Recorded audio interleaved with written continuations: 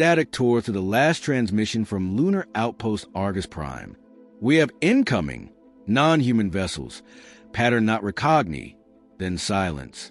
Just before blackout, a sharp scream was heard. The feed went dark. Earth's orbital network picked up the last few seconds, then nothing. The Terran Coalition's high command stared at the feed in stunned silence. Something had struck without warning, without communication, and without mercy. 2 centuries after World War IV, Earth had finally stabilized. Nations dissolved into continental unions, and those unions merged into a single government, the Terran Coalition. Technological progress had surged, and humanity reached the edge of its solar system with cautious optimism. Colonies on Mars, Europa, and Titan signaled the beginning of a new age. But none of that prepared them for what arrived from beyond the Kuiper Belt. The first confirmed contact came in the form of a massive vessel entering the solar system. A kilometer-wide spiked construct, a living alloy and writhing tendrils. It made no attempt to communicate.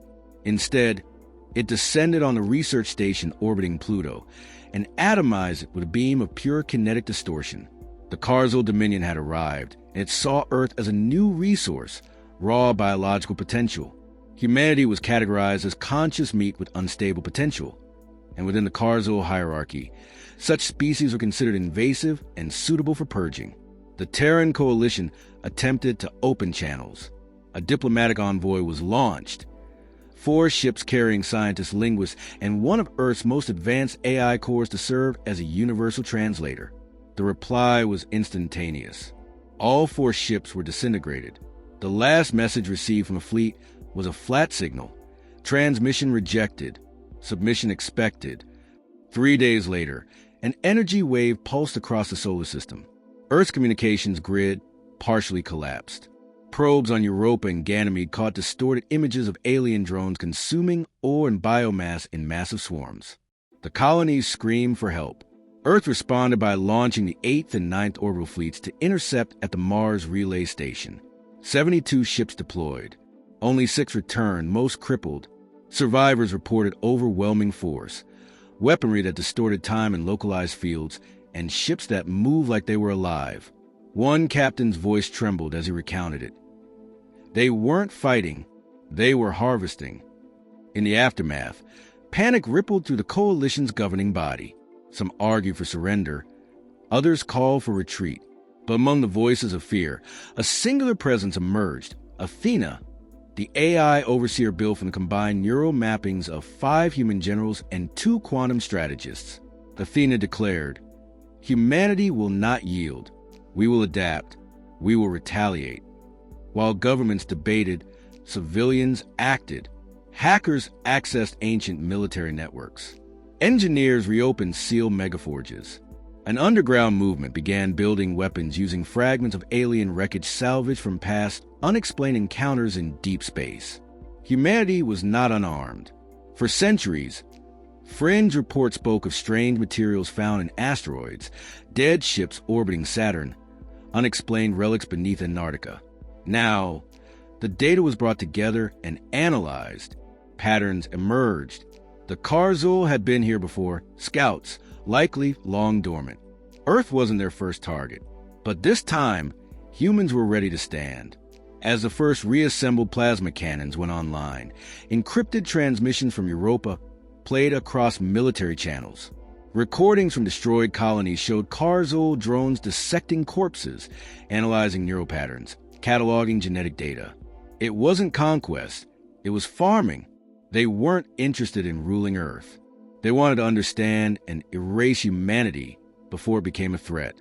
The Karzul had seen what humanity was capable of in the distant past, and they wanted to ensure history wouldn't repeat. The Terran Coalition passed the Emergency Ascension Protocol, full militarization of Earth and its colonies, total population mobilization. Production tripled overnight. Children were taught how to code quantum encryption. Civilians were conscripted into the orbital watch, tasked with monitoring for spatial distortions. Earth's moon was converted into a weapons platform. Every crater housed anti-ship batteries. The people understood there would be no negotiation. There would be no surrender. This was extinction or victory. One final message from the Karzul was received before Earth sealed its long-range transmissions. Your species is potential. That potential is disruptive. Evolution does not permit uncontrolled chaos. You will be eradicated before you spread.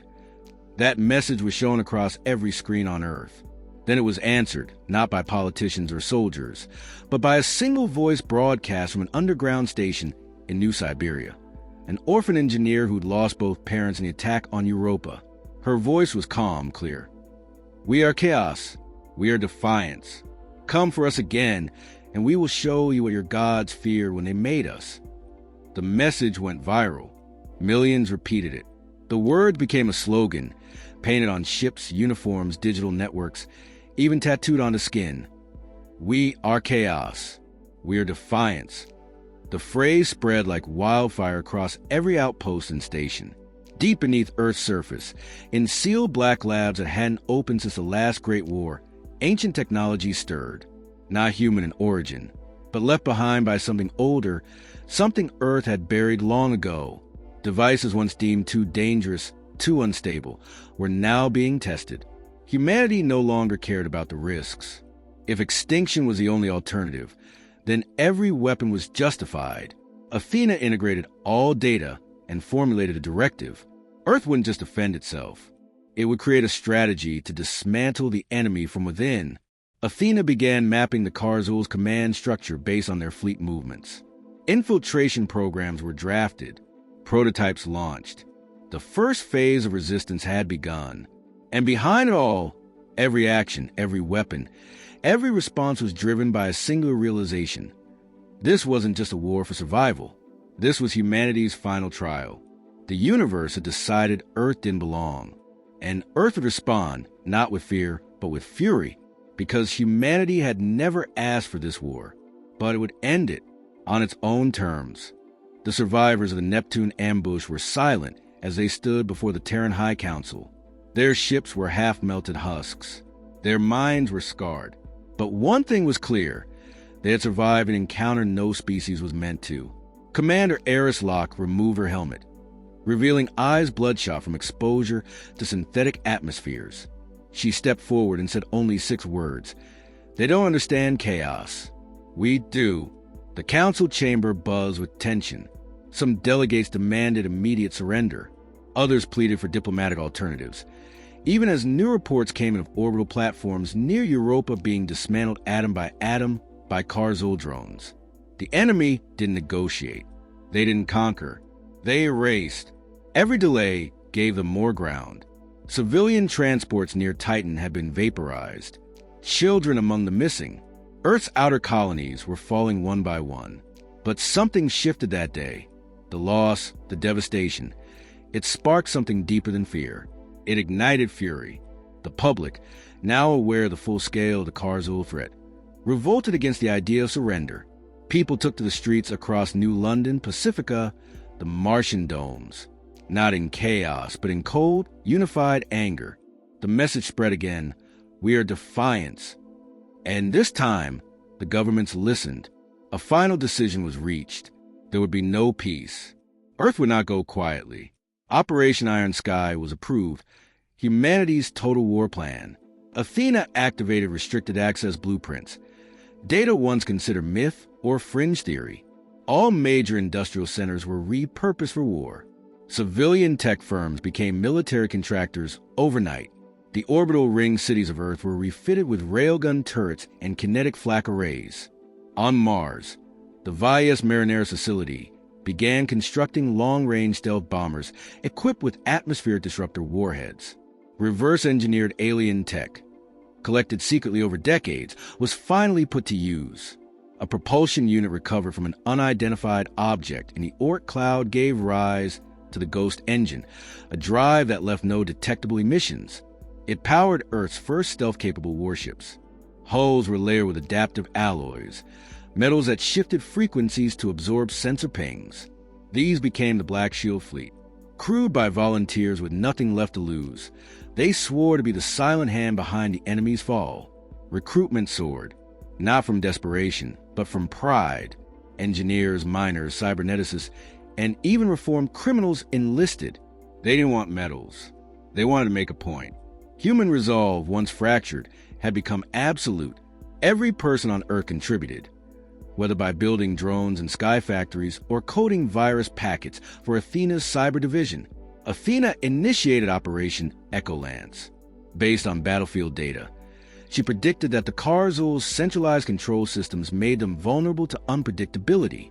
Human tacticians began constructing scenarios based not on force, but on misdirection. False fleets were created. Entire stations were evacuated and left broadcasting false signals. Decoys floated to the asteroid belt. Automated hulls rigged to emit life signs and comms chatter. While the Karzul pursued ghosts, the real weapons were being built underground, beneath the Pacific Trench.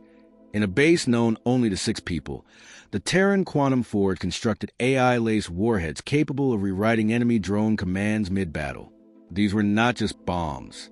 They were ideas weaponized, infectious logic loops that caused enemy units to question their orders, freeze, or turn on each other. Then came humanity's first offensive blow. At Neptune's grave, a former mining zone turned graveyard of wrecked ships, Earth deployed its trap. A fleet of automated decoys drifted silently, broadcasting distress beacons. When the Karzul approached the harvest, the Black Shield fleet struck. 3 stealth frigates appeared behind the enemy lines and launched electromagnetic nanosaboteurs. These micro-devices embedded into enemy hulls and triggered rapid systemic confusion. One enemy vessel turned on another, believing it had been compromised.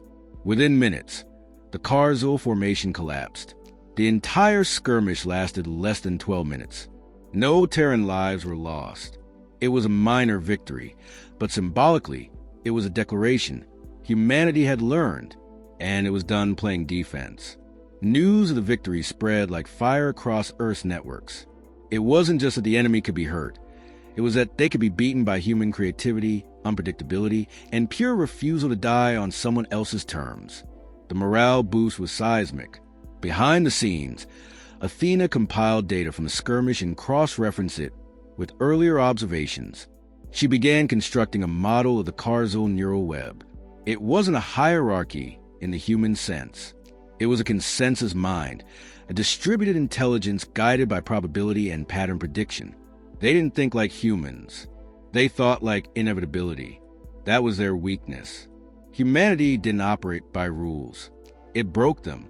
Athena proposed a new doctrine, not to match the enemy's firepower, but to outthink their assumptions. She recommended an integrated assault doctrine combining traditional warfare with psychological operations, quantum logic corruption, and mimetic warfare, using information as a weapon to destabilize their neural consensus. For this, humanity needed more data. A small strike team, codenamed Hades Cell, was authorized for a mission to intercept a living Karzul biocore. The goal was simple: steal their thoughts. While preparations were made, humanity accelerated its defense. Earth's orbit was lined with autonomous satellites armed with gravitic slingshot projectors. The moon's dark side became a staging ground for long-range missile silos. Mars began manufacturing hybrid ships, part machine, part biology, fusing salvaged Karzul biotech with Terran AI. Athena issued a statement to the Council. We will not mirror their brutality. We will outclass their vision. We will become the anomaly they feared we could be. In less than 3 weeks, Earth transformed from a target into a fortress, not just through force, but through intellect, speed, and collective will. And still, across the stars, the Karzul came on. Silent, vast, methodical. But now, they were walking into a war that no algorithm could predict. A war shaped not by the strongest, but by the most adaptable. Humanity had stopped reacting. Now it was planning, and it wasn't going to stop. The stars dimmed above Earth as the Karzul fleet emerged from deep space transit. Hundreds of vessels, from living cruisers to hive ships pulsing with biomechanical mass, converged on the Sol system in perfect formation. Their lead dreadnought, over 10 kilometers long, cast a shadow across Saturn's rings. Their intention was final: total sterilization. Earth didn't flinch. It had been expecting this. As the fleet closed in, Athena executed Project Nightglass. Solar reflectors, masquerading for years as climate satellites, realigned in perfect synchronicity. With precision blinding in its execution, they redirected focus light into targeted frequency bursts, disrupting Karzul photonic sensors. The enemy's ship staggered momentarily, blinking against a sudden artificial eclipse. In those seconds, Earth struck. From hidden silos embedded beneath the moon's crust, hypervelocity projectiles ripped through space. Silent, invisible, and devastating, they punctured 3 Karzul carriers before impact warnings could register. No heat, no emissions, just kinetic death from beyond the dark. Their fleet realigned, adapting. That was expected. From a Martian surface, subatmospheric strike craft launched in waves. These weren't traditional ships. They were hybrid drones, biological cores bonded to Terran AI constructs, trained through simulated combat loops fed with centuries of war data. They didn't fly like ships. They hunted like animals. The first wave hit the outer formation and disoriented Karzul flanks. But that was just bait. Then the Black Shield fleet emerged. Engines cold, hulls coated in zero-reflection polymers. These Terran warships had coasted undetected for hours through planetary shadows. They activated less than 300 kilometers from the enemy's command formation. No greetings, no declarations, just coordinated disruption. Viral payloads launched into the Karzul data relays, corrupting combat instructions with recursive loops.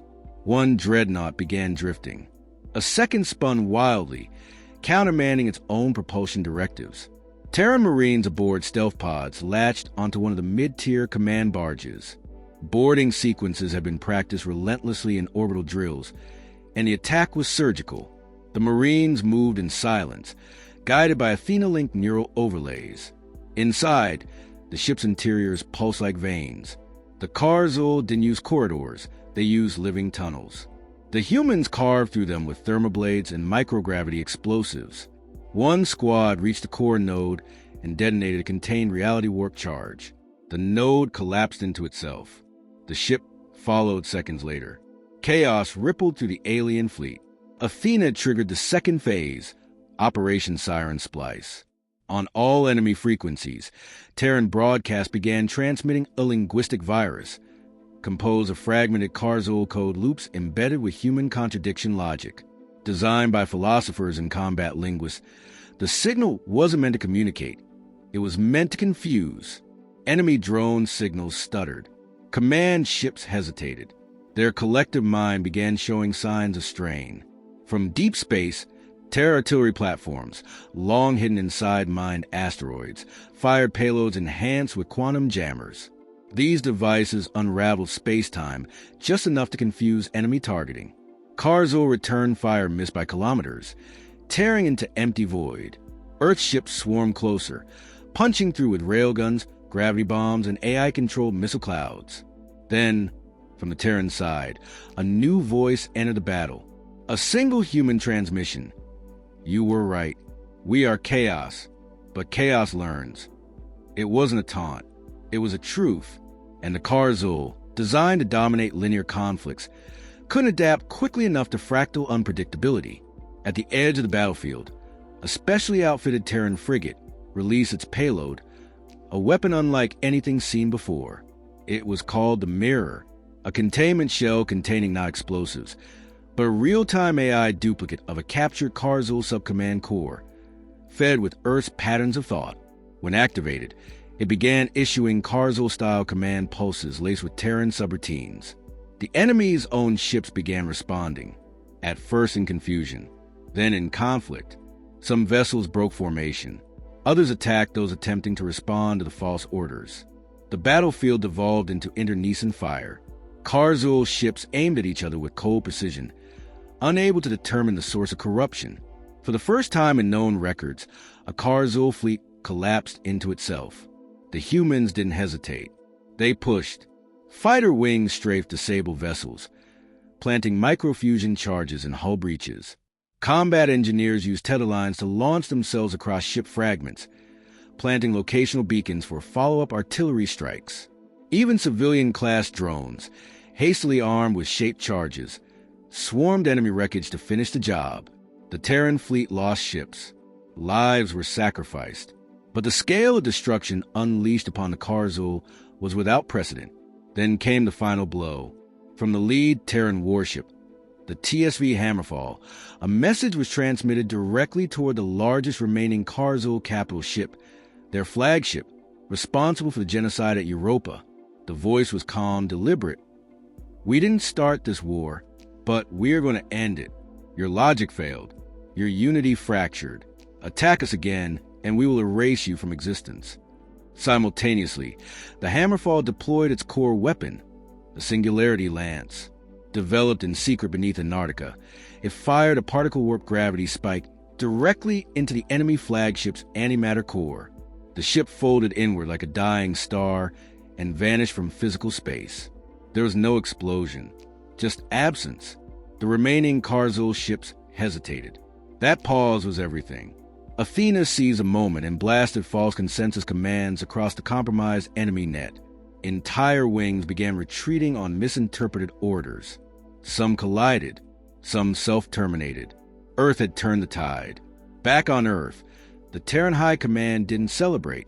They listened, they waited, and the stars fell silent. Athena ran calculations.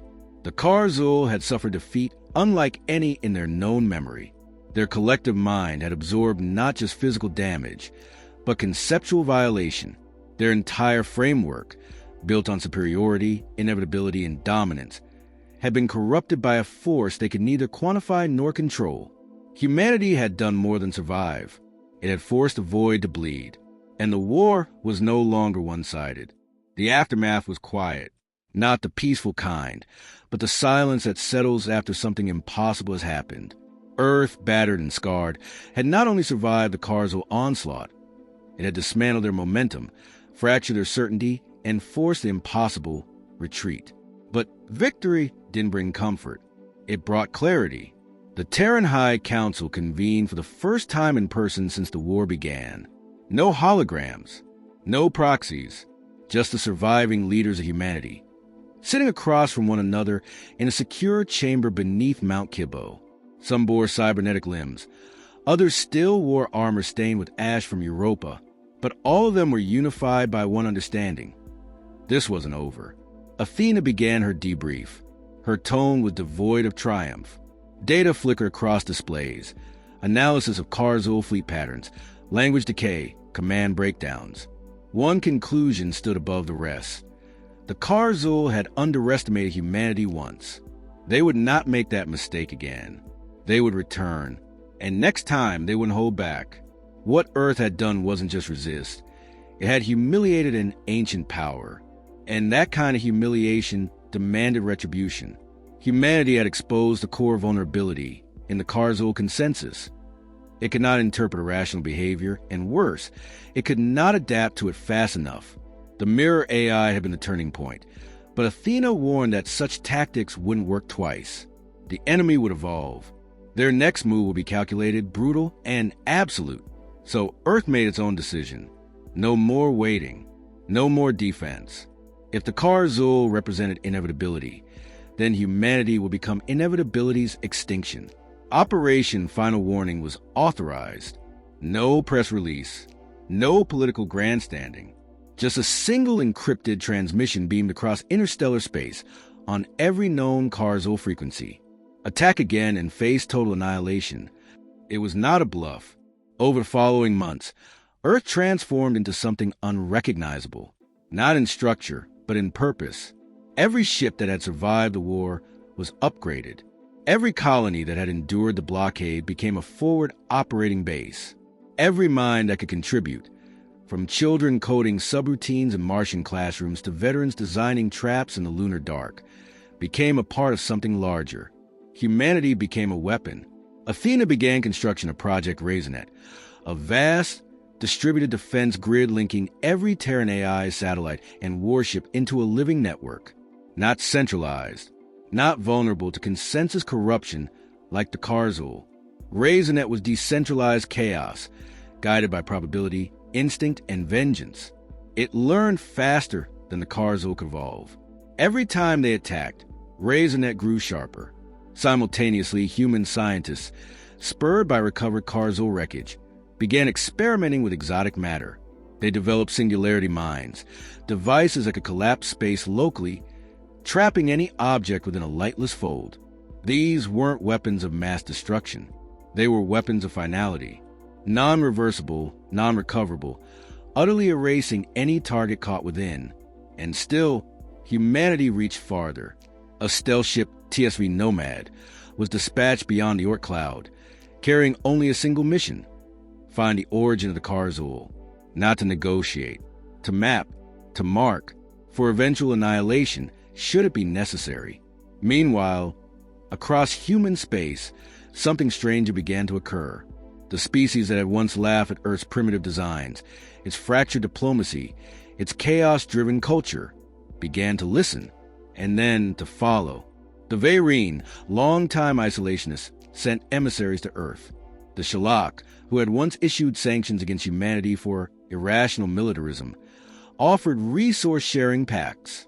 Even the coldly logical Tazari began rerouting their science probes to coordinate with Terran AI, because for the first time in remembered galactic history, someone had bloodied the Karzul and lived to tell the tale. The ripple of fear the enemy once wielded now radiated outward from Earth, and with it, influence.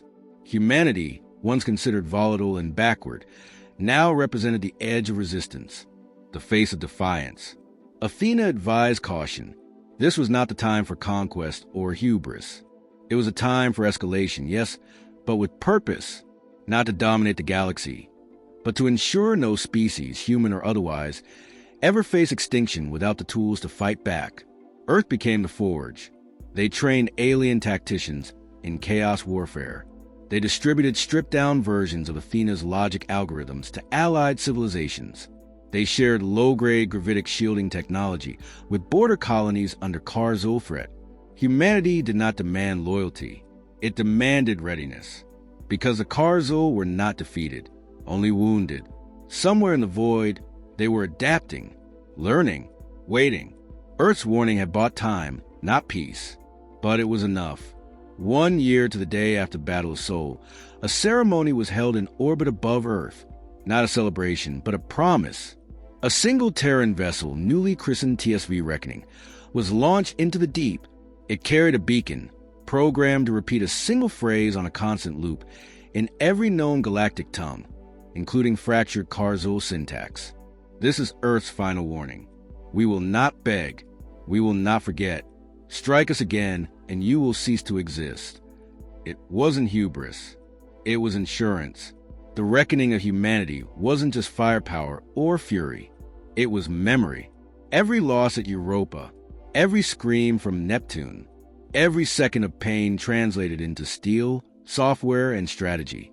The Karzul had come expecting prey. What they had found was evolution, angry, intelligent, and unwilling to die quietly. So Earth waited, not in fear, but in readiness. The stars were silent again, but now, silence belonged to humanity. And if it ever broke, they would answer, not with mercy, but with annihilation. Because in the void, where fear was currency and survival a myth, one truth remained. Humanity endures. And when pushed far enough, it teaches the stars to bleed.